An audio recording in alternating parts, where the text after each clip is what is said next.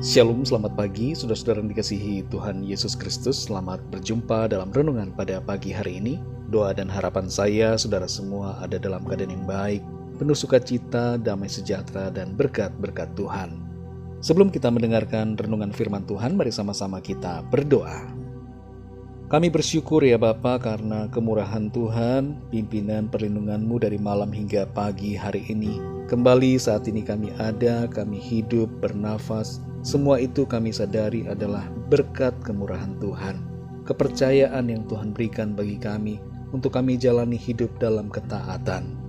Pada saat ini kami rindu mendengarkan sabda firman-Mu, urapi setiap kami dan berikan kami pengertian untuk kami dapat semakin mengenal Tuhan dan memahami akan kehendak-Mu.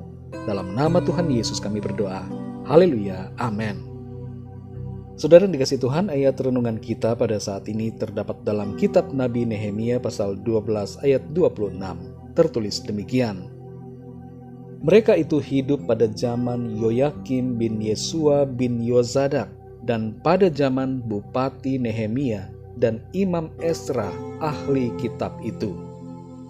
Saudara yang dikasihi Tuhan, ada banyak peralihan yang terjadi di dunia ini. Ketika media mulai beralih dari versi cetak ke versi digital, banyak perusahaan yang anti perubahan harus gulung tikar dan menutup usahanya. Ketika pandemi COVID berlangsung, ada banyak orang yang di-PHK dan banyak juga usaha yang tutup, sehingga memaksa orang-orang untuk beralih agar dapat tetap bertahan. Dalam konteks tertentu, bertahan dan fokus pada satu hal adalah baik.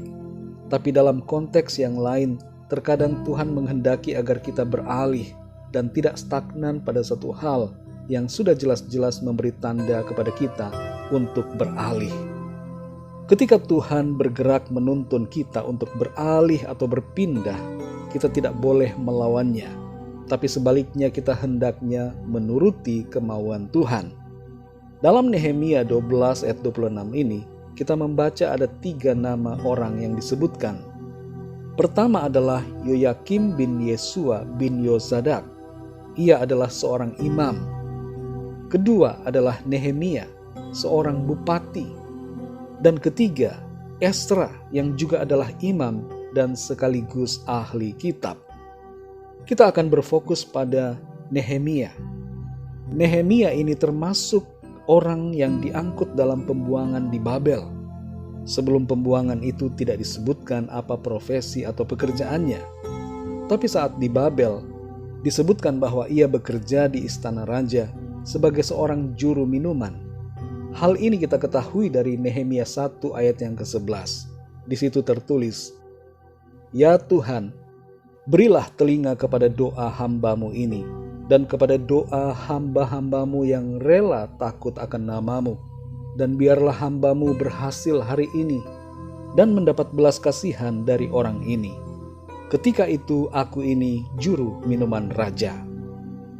Pada saat waktu atau kairosnya Tuhan tiba, di mana Tuhan mulai menggerakkan Raja Kores untuk menyuruh bangsa Israel kembali ke tanah Kanaan, Nehemia mulai beralih ke fase yang baru dalam hidupnya.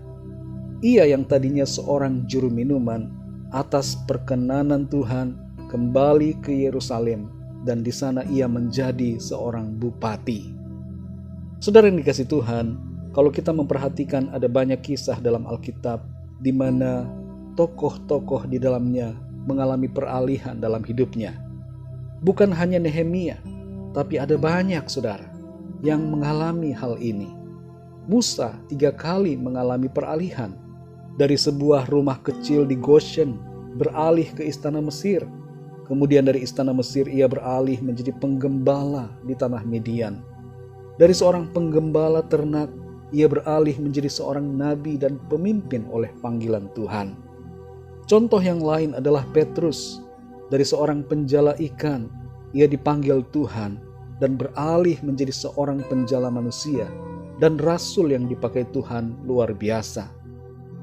Saudara yang dikasihi Tuhan, jangan takut ketika kita harus beralih ke fase yang berbeda dari sebelumnya. Kadangkala kita harus banting setir untuk berada dalam jalur yang baru yang harus kita jalani.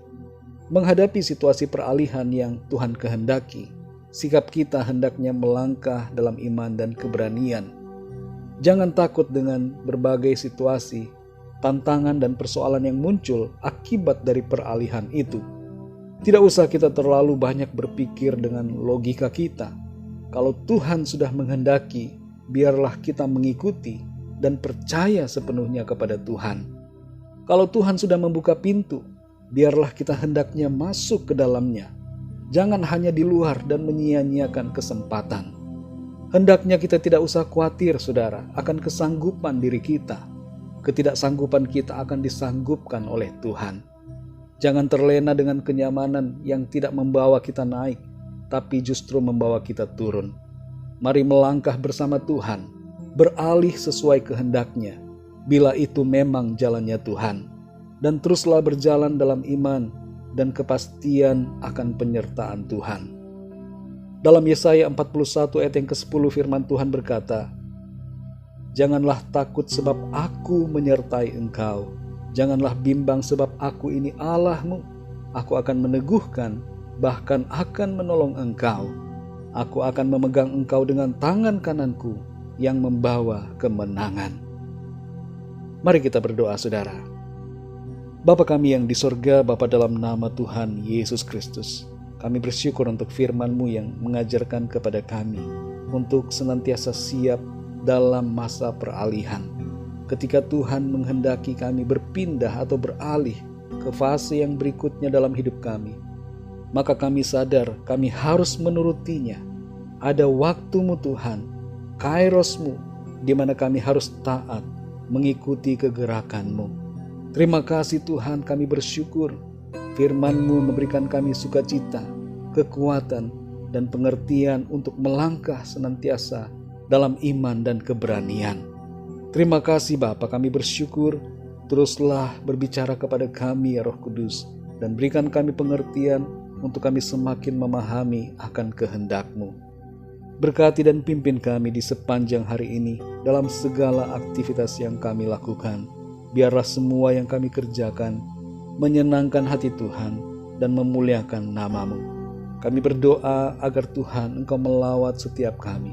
Yang sakit Tuhan sembuhkan, yang lemah dikuatkan, yang susah mengalami penghiburan, yang sedang dalam masalah persoalan mengalami terobosan dalam hidupnya.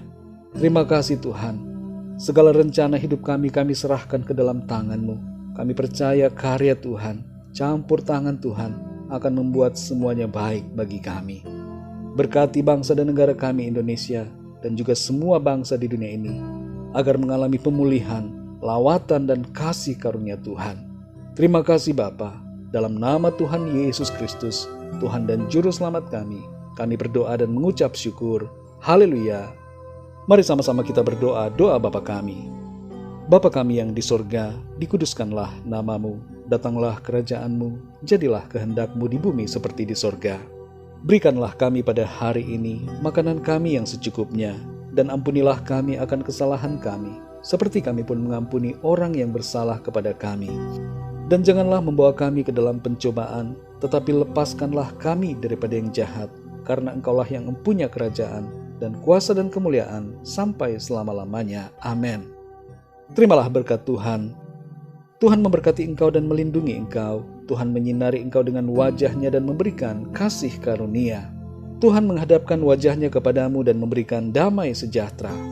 Berkat anugerah dari Bapa Surgawi, cinta kasih karunia dari Tuhan Yesus Kristus, dalam persekutuan dan penghiburan Roh Kudus, menyertai kita semua, sekarang ini dan sampai selama-lamanya.